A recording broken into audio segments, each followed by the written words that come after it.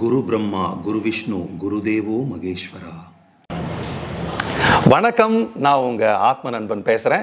பிரம்மஸ்ரீ தவத்திரு திருச்சிட்டம்பல சாது சித்தர் என்னோட குருநாதர் அவர்களோட மலர் பாதங்களை வணங்குறேன். இந்த பதிவில் நான் ரொம்ப ஒரு இன்ட்ரெஸ்டிங்கான முக்கியமான விஷயத்தை உங்க கூட பகிர்ந்துக்கலான்ட்டு இருக்கேன். என்ன அப்படின்னா, நமக்கு இந்த மேனிஃபெஸ்டேஷன் டெக்னிக் அப்படிங்கிறத இப்போ நீங்கள் யூடியூப்பில் நிறைய வீடியோவில் நீங்கள் பார்க்க முடியும்.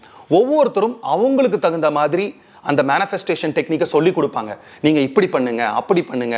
ஒரு அஃபர்மேஷன் எடுக்கும்போது அதை வந்து நீங்கள் அலைன்டு அஃபர்மேஷனாக கொண்டு போங்க, நீங்கள் வந்து ஒரு தைரியமான அஃபர்மேஷனை கொண்டு போங்க. இந்த மாதிரி நிறைய விஷயங்களை சொல்லியிருப்பாங்க. அதை நம்ம முயற்சி பண்ணிட்டு நம்ம என்ன பண்ணியிருப்போம், ஒரு ட்ராப் அவுட் பண்ணியிருப்போம். ஒரு 5 நாள் பண்ணுவோம், 10 நாள் பண்ணுவோம், அதை பண்ணாம விட்டுருவோம். ஆனால் இந்த மேனிஃபெஸ்டேஷன் டெக்னிக்கை ப்ராப்பராக எப்படி பண்ணணும், எனக்கு எந்த இடத்துல லேகிங் ஆகுது, நான் எந்த இடத்துல தோத்து போகிறேன், நான் கரெக்டாக பண்ணியிருந்தேன்னா எனக்கு இந்த விஷயம் கிடைக்கும் அப்படிங்கிற விஷயத்தை எல்லாம் அந்த என்னென்ன லூப் ஹோல் இருக்கோ அதையெல்லாம் பிடிச்சி அடைச்சி ப்ராப்பராக மேனிஃபெஸ்டேஷன் பண்ணுறது எப்படி. இந்த பதிவில் இன்னும் ரொம்ப முக்கியமான விஷயம் என்னென்னா, இந்த சொற்றொடர்களை அமைக்கிறது, அதாவது சென்டென்ஸை ஃப்ரேம் பண்ணுறது தான் மேனிஃபெஸ்டேஷனில் ரொம்ப முக்கியமான விஷயமா கருதப்படுது. சார், என்னோட சென்டென்ஸை நான் எப்படி அமைக்கணும், எனக்கு இந்த மாதிரி சென்டென்ஸ் இருந்துச்சுன்னா நான் கேட்கறது கிடைக்குமா? ரொம்ப ஒரு தவறான விஷயத்த மக்கள் பண்றது என்ன அப்படின்னா, நமக்கு எது வேண்டான்னு நினைக்கிறோமோ அதையே அதிகமாக ஈர்க்கிறது. இதை நீங்க நிறைய விஷயங்களை கேள்விப்பட்டிருப்பீங்க. ஆனா நம்ம மனசு, மனிதனோட மனசு எப்படின்னா, நமக்கு எது வேண்டான்னு இருக்குதோ அது அதிகமாக ஈர்க்கிற மாதிரி இருக்கும். இப்போ எல்லாரும் பண்ற பிளண்டர் மிஸ்டேக் என்னன்னா, எனக்கு வேணுங்கிறத நம்ம ப்ராப்பரா கொண்டு வரணும். அதை சரியான விதத்துல வாக்கியங்களை அமைச்சு அந்த வாக்கியங்களை நீங்க சரியானபடி மனதாலையும் வாயாலையும் உச்சரிக்கும் பொழுது இந்த பிரபஞ்சத்தில் கலந்து உங்களுக்கு தேவையான மேனிஃபெஸ்டேஷனை 100% அதை வந்து கொண்டு வந்து கொடுக்கும். சரி, இப்போ மேனிஃபெஸ்டேஷன் பண்றதுக்கு நமக்கு 2 நிலைகள் இருக்கு. ஒன்று என்னன்னா, நம்ம இரவு படுக்கைக்கு போறதுக்கு முன்னாடி. இப்போ இதுல ரொம்ப முக்கியமான விஷயமா கருதப்படுறது என்னன்னா, ஏன் வந்து நம்ம தூங்க போறப்பவும் காலையில எழுந்திருக்கும் பொழுதும் இந்த 2 நேரத்தை வந்து மேனிஃபெஸ்டேஷன்ல ரொம்ப முக்கியமா சொல்றாங்க. இது மட்டும் இல்லாம அதிகாலை 3:30 மணிலிருந்து 5 மணி வரைக்கும்ங்கிற விஷயத்தையும் சொல்றாங்க. ஏன்னா இது பார்த்தீங்கன்னா நம்மளோட பிராண சக்தி நம்ம உடம்புல எந்த அளவுக்கு போயிட்டு வருது, எந்தெந்த சக்ராஸ்ல இருக்குது, அதாவது சக்தி மையங்கள்ல இருக்குது அப்படிங்கிறது பொறுத்தும் இந்த மேனிஃபெஸ்டேஷனை கொண்டு போகலாம். நம்ம ரொம்ப டீப்பரா போய் காலையில ஒரு 3:30 மணிக்கும் 4 மணிக்குள்ள எந்திரிச்சு சிரமப்பட வேண்டாம் அப்படிங்கிறதுக்காகத்தான் நான் உங்களுக்கு ரொம்ப ஈஸியா இரவு படுக்க போகும்போதும் அடுத்த நாள் காலையில் எந்திரிக்க போகும்போதும் என்ன மாதிரி மேனிஃபெஸ்டேஷன் பண்ணணுங்கிறத உங்களுக்கு சொல்லி கொடுக்குறேன். ரொம்ப முக்கியமான விஷயம், நம்மளோட மைண்டில் நம்ம வச்சுக்க வேண்டியது என்ன அப்படின்னா, நீங்க ஒரு 2-3 விஷயத்த கண்டிப்பா மேனிஃபெஸ்டேஷன் பண்ணி தான் ஆகணும். என்னன்னா, உங்களோட மனம் எப்படி இருக்குது, உங்களுக்கு என்ன வேணும், நீங்க என்னவா ஆகணும். தெளிவா புரிஞ்சுக்கோங்க. உங்க மனம் எப்படி இருக்குது, உங்களுக்கு என்ன வேணும், நீங்க என்னவா ஆகணும். இந்த 3 பிரதானமா இருக்கணும். ஏன்னா உங்க மனதோட ஸ்டேட்டஸ் எப்படி இருக்குதோ அதை பொறுத்த எண்ணங்கள் வெளியாகும். அந்த எண்ணங்கள் உங்களுக்கு என்ன வேணுங்கிறத சொல்லும், அந்த என்ன வேணுங்கிறதுல இருந்து நீங்க என்னவா ஆகணுங்கிற சொல்லும். இந்த 3 விஷயத்தையும் நைட்டு போகும்போது எப்படி சொல்லணும்னா, நடந்த மாதிரி சொல்லணும். காலையில் எப்படி சொல்லணும்னா, இனி நடக்க போகிற மாதிரி சொல்லணும். சில பேர் பண்ணக்கூடிய மிஸ்டேக்கில் இது ரொம்ப முக்கியமாக இருக்குது. என்ன அப்படின்னா, இதை மாற்றி சொல்லிடுவாங்க. அதாவது இரவில் சொல்ல வேண்டியதை என்ன சொல்லணும் அப்படின்னா, கிடைச்சிட்ட மாதிரி சொல்லணும். அடுத்த நாள் காலையில் சொல்கிறது கிடைக்க போகிற மாதிரி சொல்லணும்.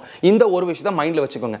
2வது சென்டென்ஸ், இப்போது நான் என் பேச்சை நிறுத்திட்டு இப்போ டிஸ்பிளேல நான் என்ன பண்ண போகிறேன்னா, நீங்கள் ஒவ்வொரு நாளும் இரவு போய் உங்களோட படுக்கையில் உட்காந்து, நீங்கள் எப்படி வேணால் உட்காந்துக்கலாம், கம்ஃபர்ட்டாக சமணம் போஸ் உட்காந்துக்கலாம், ஒரு ஆசனா போட்டு உட்காந்துக்கலாம், உங்கள் கைகளை இப்படி கோர்த்துக்கலாம், இல்லை இந்த மாதிரி வச்சுக்கலாம். ஆனால் இது எல்லாம் இல்லாமல் ஒரு முக்கியமான உங்க போஸ்டரை நான் சொல்லி கொடுக்க போறேன். இந்த போஸ்டரை நீங்க கண்டிப்பா பண்ணுங்க.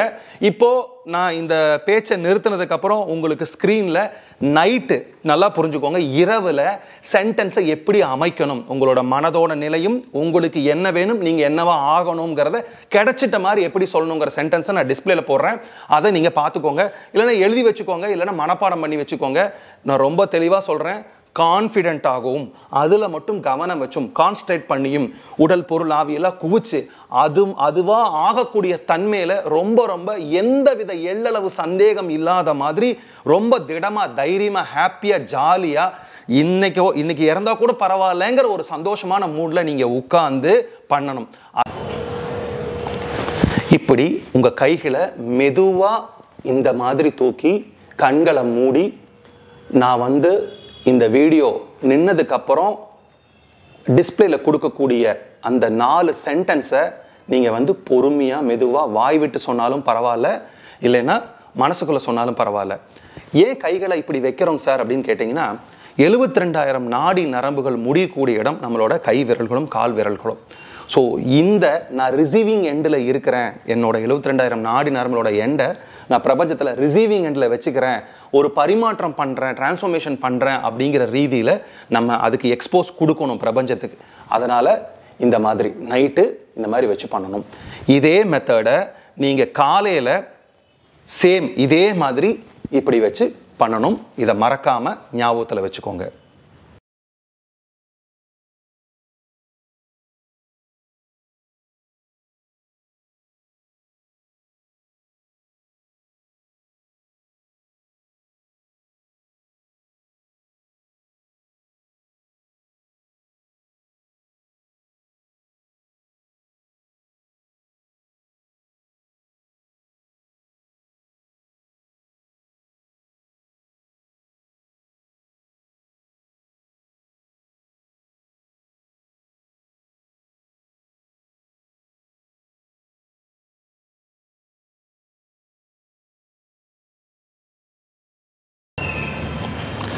இரவில் நம்ம எப்படி அந்த சென்டென்ஸ்களை அமைச்சு எப்படி கையை வச்சு பண்ணணும், மேனிஃபெஸ்டேஷன் பண்ணணும் அப்படிங்கிற விஷயத்த எவ்வளோ நேரம் பார்த்தோம்.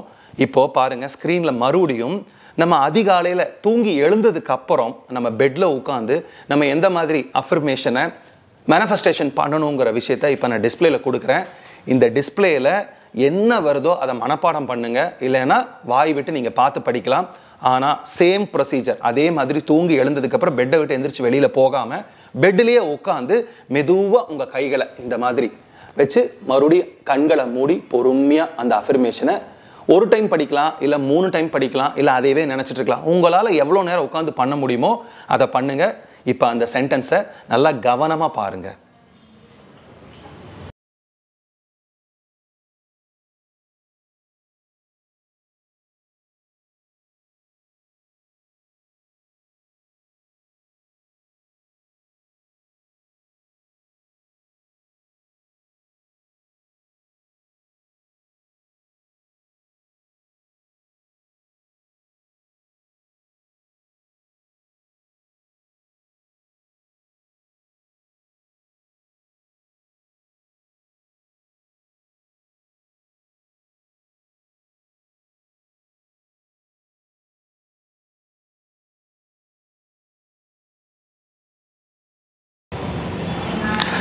இரவு நம்ம படுக்க போகும்போது மேனிஃபெஸ்டேஷன் டெக்னிக்கை அஃபர்மேஷனாக எப்படி சென்டென்ஸில் ஃபார்ம் பண்ணி சொல்லணும் அப்படிங்கிறத நீங்கள் பார்த்தீங்க.